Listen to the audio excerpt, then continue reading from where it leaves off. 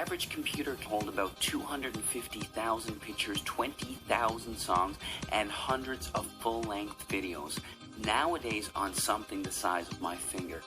Crazy. But let's compare it to your mind. Your mind can perform an estimated 10 quadrillion operations per second without you even knowing it. Wild. Ask yourself right now, what's making your blood flow throughout your veins with the perfect amount of pressure to keep you alive? What's making your heart beat right now? Are you consciously commanding your heart to beat right now? No. What's maintaining your body core temperature to the perfect degree to keep you alive? What's doing the 6 trillion things to your 60 trillion cells every single second? It's something called your subconscious mind. This is the powerhouse to who you are. Your cat has it, even your puppy has it. But of all the things that your subconscious mind can do, it can't do one thing. And this thing can help you attract good things into your life, or can absolutely demolish your health.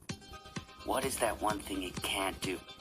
It can't distinguish between a real event and something you merely think about.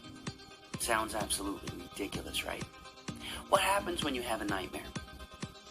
You wake up, your heart is pounding, you're sweating, and you're anxious. Words. Nightmare existed in your mind. You weren't in any real danger at all, but your mind didn't know that. You physiologically reacted as if the nightmare was actually taking place in reality. There was a study conducted where a doctor hooked up an elite athlete, a professional skier, to a device that measured the athlete's muscle fibers. He told the skier to merely think about skiing down a hill without moving a muscle. The act of thinking about skiing down the hill actually made the same muscle fibers that would have actually fired off if he were to be actually skiing fire off from thoughts. This has been demonstrated time after time with the placebo effect. Group A suffering from a particular illness gets prescribed a pharmaceutical FDA-approved drug specifically designed for that illness. Group B suffering from the same illness gets a sugar pill, thinking it's real medication. Both groups get cured. In fact, the New England Journal of Medicine published a study involving two groups suffering from the same degenerative disorder.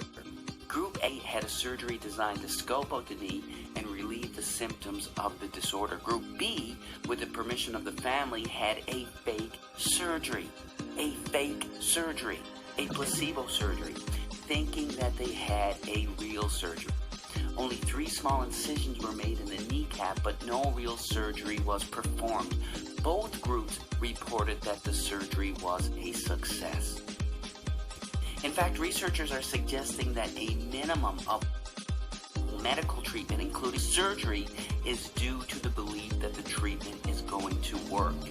The placebo effect. Most people don't realize that there is also something called placebo effect. It's practically the opposite of the placebo effect.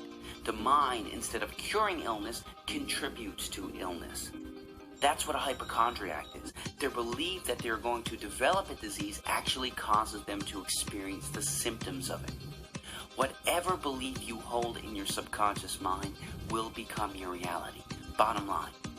That's how hypnosis works. The hypnotist implants the idea in the back of their subject's mind, and the subject experiences whatever they hold there.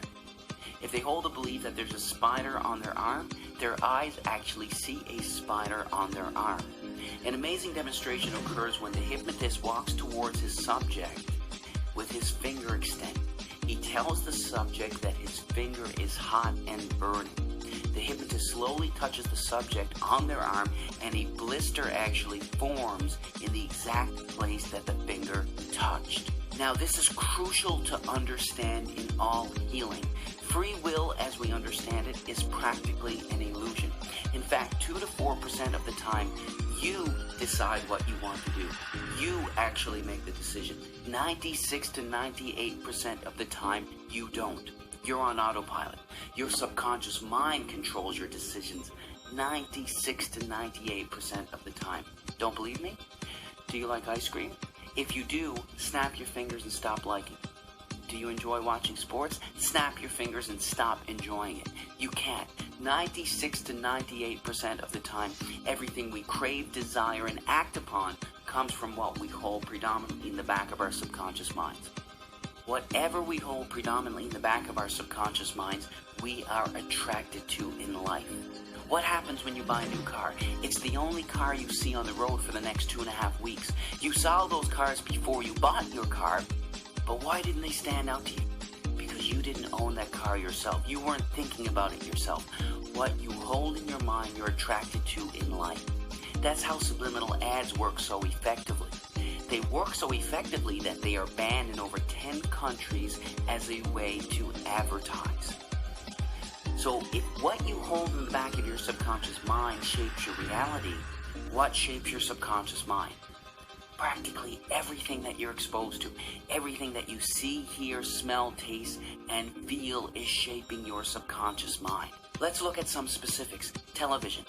Here's a scary stat. By the time a child finishes elementary school, that child has witnessed an estimated 8,000 simulated murders on TV.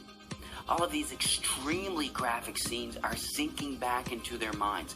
And don't be tricked by are the most important developmental years when a child should be taught compassion and understanding. Extremely intelligent minds behind the creation of perceived harmless children's cartoons are sinking violence to the back of minds.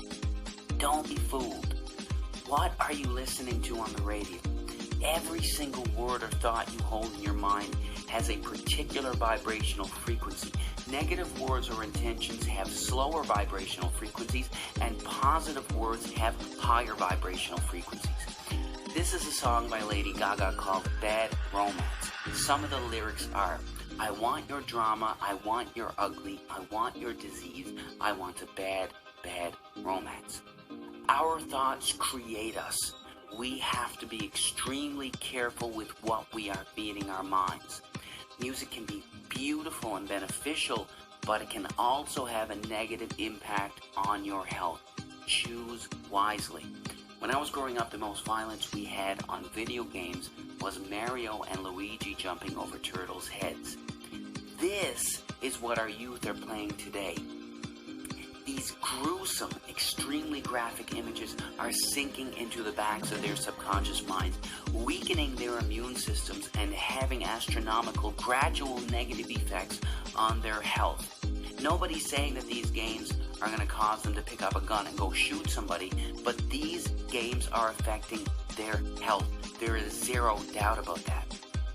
What happens when you gossip? In order for you to gossip, you have to hold a negative memory and negative thought inside of your mind.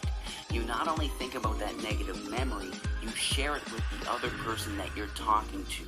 The second you hold negative thoughts in your mind, the biochemistry of your brain changes and you release cortisol, the stress hormone, into your blood, which then weakens your immune system, inhibits the actions of your white blood cells, increases the chances of infection, and even promotes weight gain.